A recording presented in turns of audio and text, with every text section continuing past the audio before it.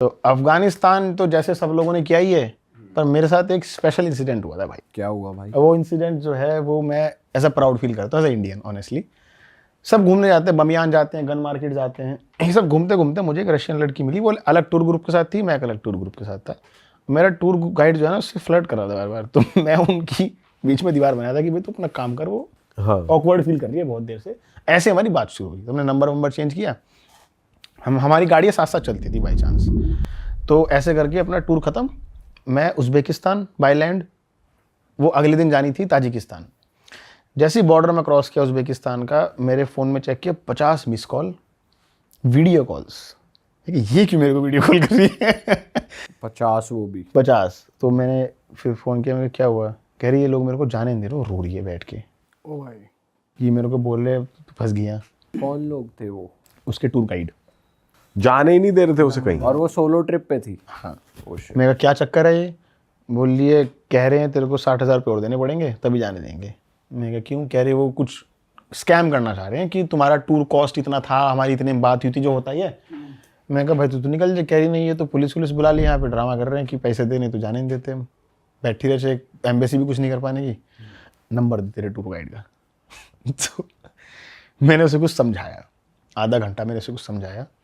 उसने उस लड़की को फ़ोन करके बोला। आपने क्या समझाया भाई? अब ये बताओ दो जल्दी से। अब उसने, सुनो, लड़की बोली यही, पहले बता तूने उसे क्या समझाया? मैं कहूँ तू पहले अपने घर पहुँच ये राज मेरे साथ ही रहने दे तभी उसकी वैल्यू रहेगी, नहीं तो उसकी वैल्यू मैंने उसे फ़ोन करा। मैं कहा पहले तो मेरी प्रोफाइल देख ले, मैं कौन हूँ, क्या कर रहा हूँ।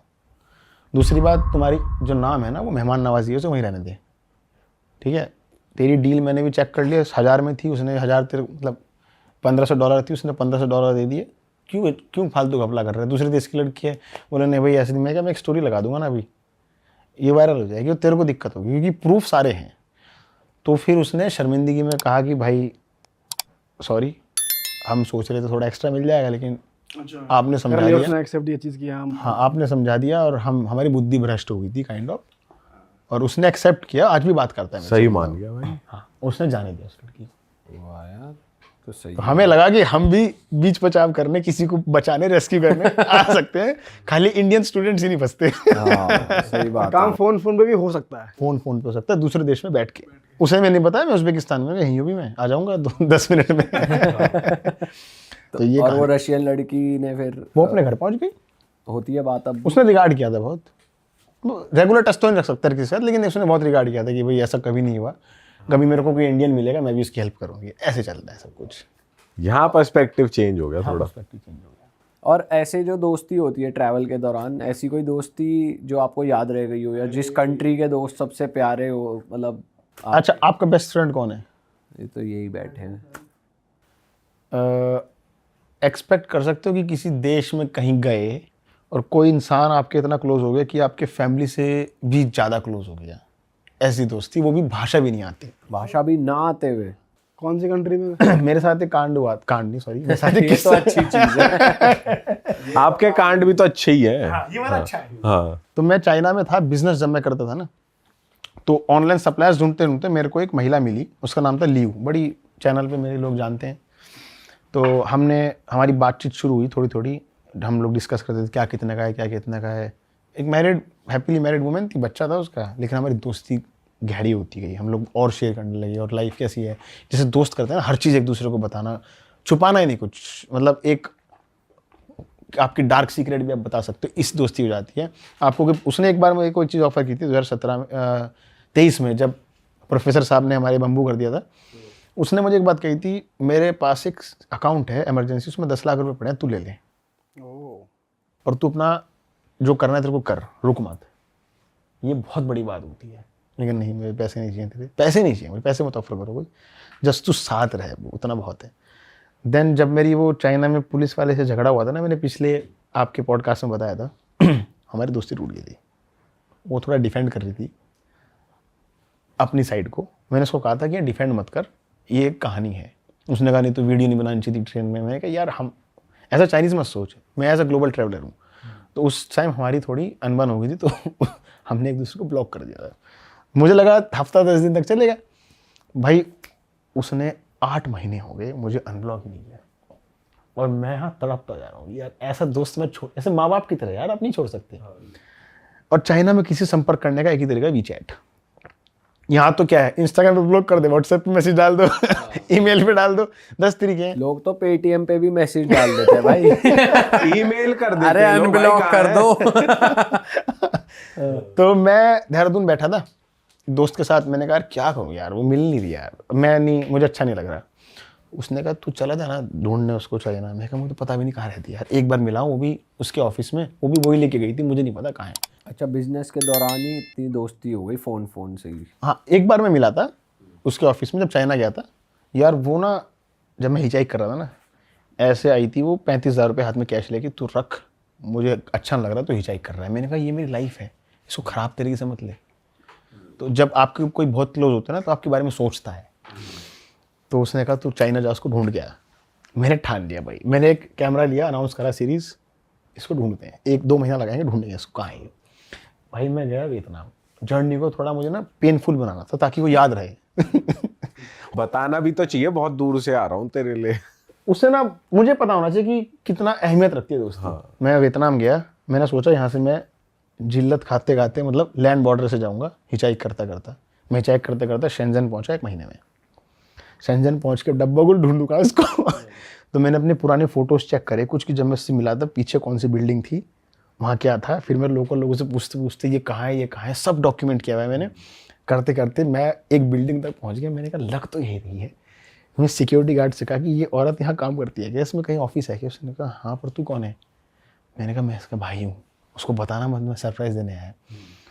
तो वो मेरी बातों में आ गया। उसने उसे नीचे बुला लिया कि कोई मिलने आया, नीचे आ जाओ। और मैंने कैमरा यहाँ छुपा लिया, मैं पीछे दीवार के पीछे छुप गया। और जैसी वही मैं धक्के से गया भाई, उसकी होश उड़ गए थे, ये क्या, यहाँ कैसे आ गया। उसने कहा मुझे पता था तू एक दिन ढूंढता ढूंढता आएगा मेरे को। अच्छा, हाँ, उसने ऑन कैमरा बोला है फिर भाई। वो अच्छे से मिली आपसे? हाँ, फिर हम मिले, हमारी दोस्ती वापस रही गई थी। फिर हम और क्लोज दोस्त बन गए थे। ऐसे होता है ना कि जब वापस आते हो, तो मतलब ये है कि मेरे लिए दोस्ती बहुत मैटर करती है, कि मैं उसके लिए उसको ढूंढने वहाँ फिजिकली तक चला गया। मैं बहुत खर्चा आया था इसमें यार, और वहाँ से फिर वापस इंडिया आ गया था। तो ये दोस्ती प्यार में तो नहीं बदल जाएगी, या बदल गई? मैरिड। ओ अच्छा, ही तो मैंने सुना ही नहीं। नहीं यार, यहाँ लड़की आ गई, वहाँ आगे पीछे नहीं सुनते। आगे पीछे नहीं सुनते। शादी वादी गायब। बहुत अच्छी थी, लेकिन अब भी टच में हो आप लोग? जब ये मैं चाइना में डिटेन हुआ था ना, तो मैं वीज़ा में हमेशा उसका रेफरेंस लिखता था। उसके पास फ़ोन गया होगा, खलास, दोस्ती खलास हमेशा की। तो ये खोया मैंने इस चाइना वाले डिटेंशन से, सबसे बड़ी चीज़। वो डर गई होगी, उसने कभी मेरे को मैसेज नहीं किया उसके बाद।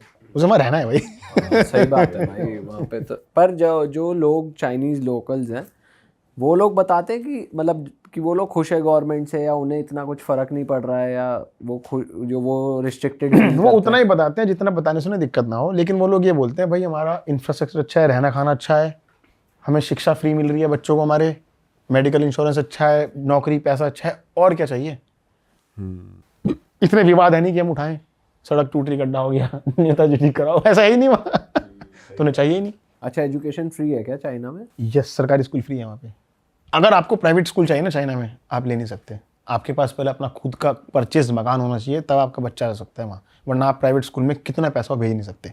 पर ऐसा कहते हैं चाइना में आप प्रॉपर्टी खरीद ही नहीं सकते, लीज कराओगे ना, वरना आप रेंट पे रह रहे हो। वरना आप रेंट पे रह रहे हो, तो लीज कराओगे तब आपका बच्चा महंगे स्कूल में पढ़ सकता है, अच्छे नहीं तो नहीं पढ़ सकता। ये तो सबके बराबर है, सब बराबर है।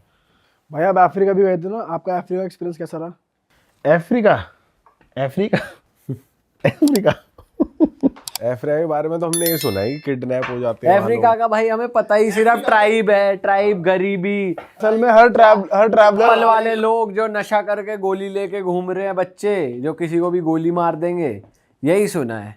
एक आधे ट्रैवलर ने शेयर करा है भाई, पार्टी वार्टी बढ़िया होती है। मैंने वहाँ पार्टी पे। नहीं देखी कभी। अच्छा, आपने पार्टी नहीं देखी? साउथ अफ्रीका में देखी थी, मोजो मार्केट, क्या बड़ी चीज थी यार वो।